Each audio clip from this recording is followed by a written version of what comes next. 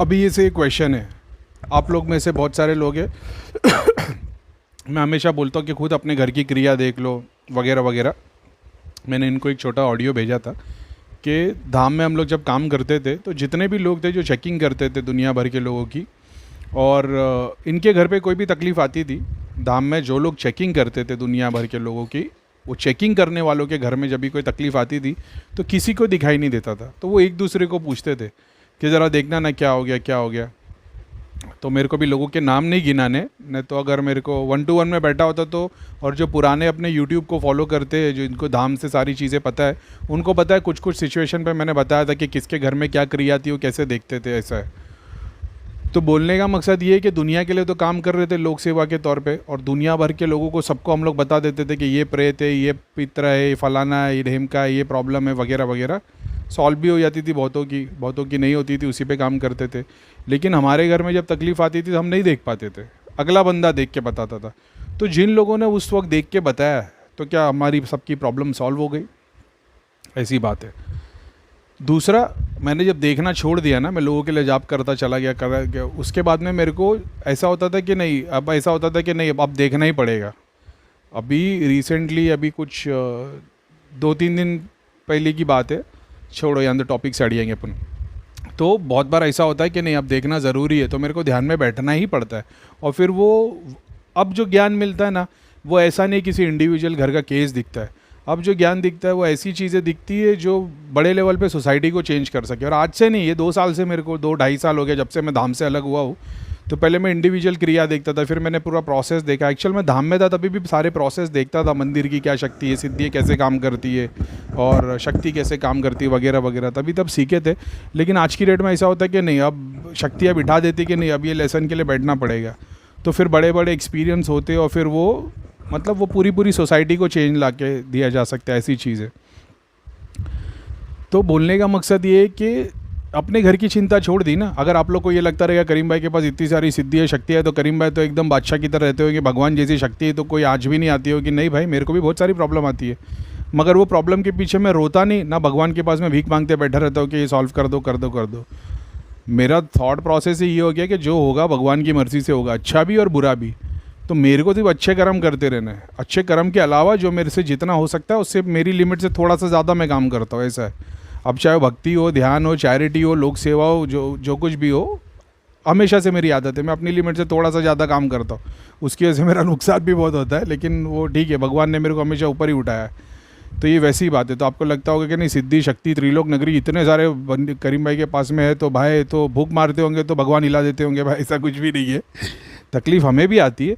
बस ऐसा है कि जैसे आपको तकलीफ़ आ गई, अभी आप परेशान है, क्या होगा पता नहीं, क्या होगा कैसे करेंगे, आप मंदिर में चले आएंगे, भक्तों के पास, भगत लोग के पास जाएंगे, सॉल्व कर दो। मैं इसमें से कुछ भी नहीं करूँगा। मेरे को पता वो सिचुएशन आ गई है, चलो ठीक है, मतलब अल्लाह ताला में does what is best for us. अल्लाह ताला रहम करे। कुछ लोगों के लिए मैं रहम की दुआ भी मांगता हूँ, अच्छा भला करे वगैरह वगैरह, और फिर काम पे लग जाता हूँ। तो मेरे को पता है कि किस तरीके से, मतलब वो रो के कुछ होने वाला नहीं। भगवान के पास में मैं कितना भी रो लूँ, वो एक कहावत है ना, मैंने सुना था, वो शेयर मार्केट के किंग है, वो उनकी डेथ हो गई है, झुनझुनवाला या कुछ और नाम था, मेरे को याद नहीं है। तो झुनझुनवाला के पूना वाला ऐसी कोई नाम था उसका। बोलते थे उनकी, मैंने मुँह से सुना था, ना मांगने से मिलता है ना चाहने से मिलता है, मिलता तब है जब वो देता है। और वो देने के लिए बस अपने काम कर्म करते ही चले जाओ, तो अपन वही चीज़ को फॉलो करते। और जब उसी चीज़ को फॉलो किया लोक सेवा के तौर पे, लोगों के लिए काम करने की ज़रूरत नहीं थी तो भी करते हुए चले गए। उसके बाद क्या हुआ, अपने ही घर के देवता, कुल देवता, पितृ देवता, और कहाँ कहाँ के पितृ, कौन सी पीढ़ी है, हज़ार साल पुराने पीढ़ी के पितृ आके नीचे आके आशीर्वाद देख के गए कि भाई ये कैसी दुनिया चल रही है और ये क्या काम कर रहा है। समझ रहे हो? अब मेरे को कोई डाउट है कि मेरे घर की कोई क्रिया बाकी है? अगर मैं अभी 36 लोगों को, दृष्टि वालों को बिठा दूँ और मैं सबको बोलूँगा कि बताओ मेरे को देख के क्या दिखता है, तो कोई देखेगा बोलेगा भाई इसको प्रेत है, कोई बोलेगा चुड़ैल है, कोई बोलेगा काली माता लगी हुई है, कोई बोल देगा मसानी है, कोई बोल देगा जीन लगा है, कोई बोल देगा सिद्धि है, कोई बोले शक्ति है। तो 36 लोग 36 चीज़ें बताएंगे। तो मैं इसलिए देखने दिखाने चेकिंग वाले का काम ही नहीं करता।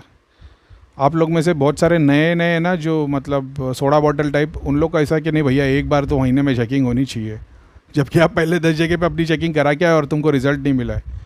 अभी एग्जाम्पल के तौर पे कोई मेरे को बोलेगा कि भैया हमको ज़रा चेक कर दो, मैं बोल दूंगा भाई 2 प्रेत है, 2 पितर है, 3 तामसिक सिद्धि है कॉम्बिनेशन में, ये करा लो काम हो जाएगा।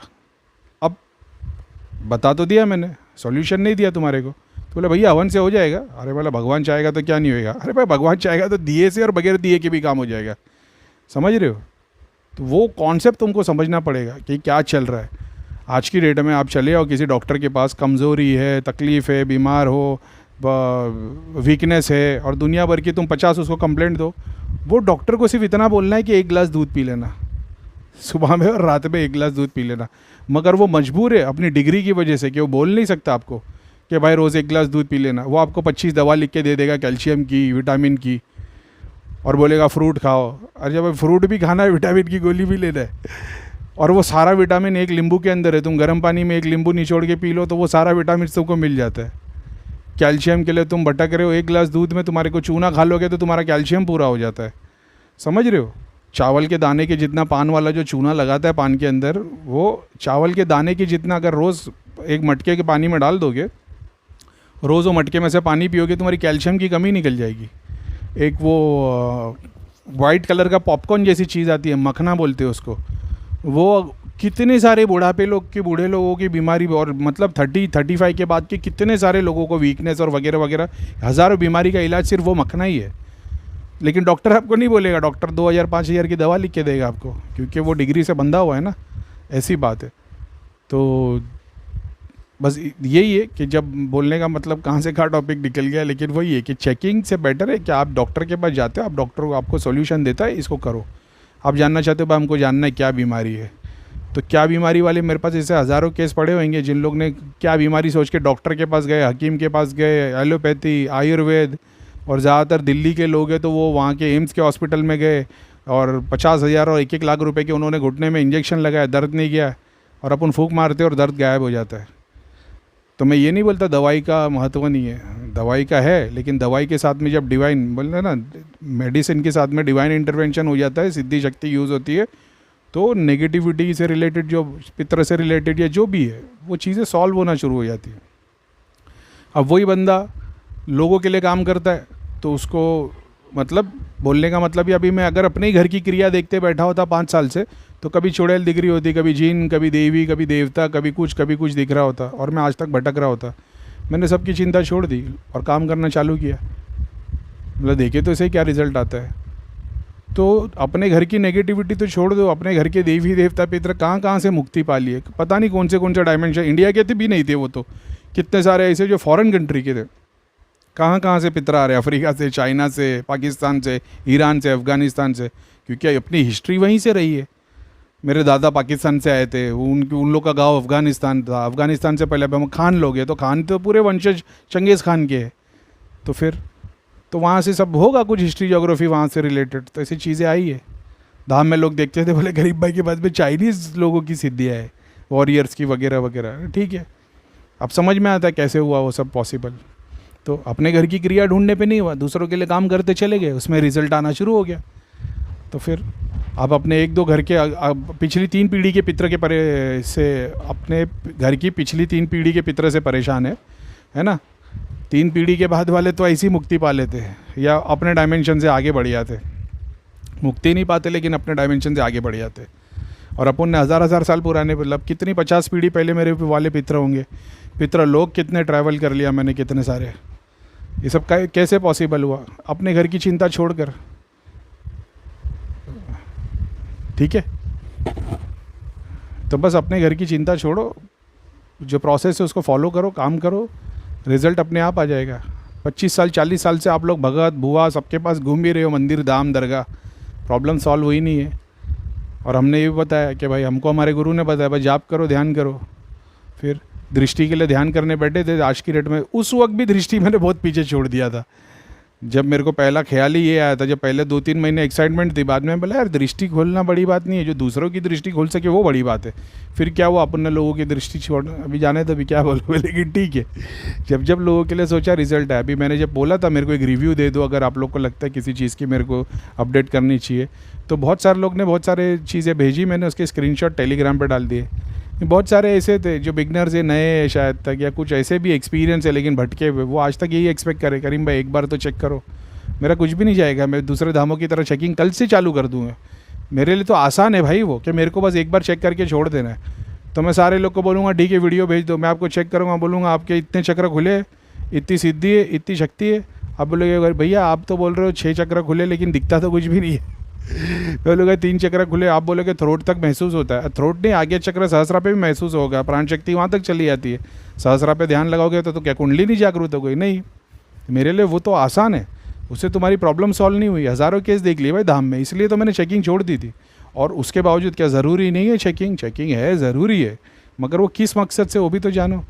तो मैं धाम में जो लोग चेकिंग करते थे उनको गाइड किया करता था कि छोटे अभी ऐसा काम करो, इसको इस तरीके से देखो वगैरह वगैरह। ये सब कहाँ से पॉसिबल हो पाया? क्योंकि उससे ऊपर उठा ना।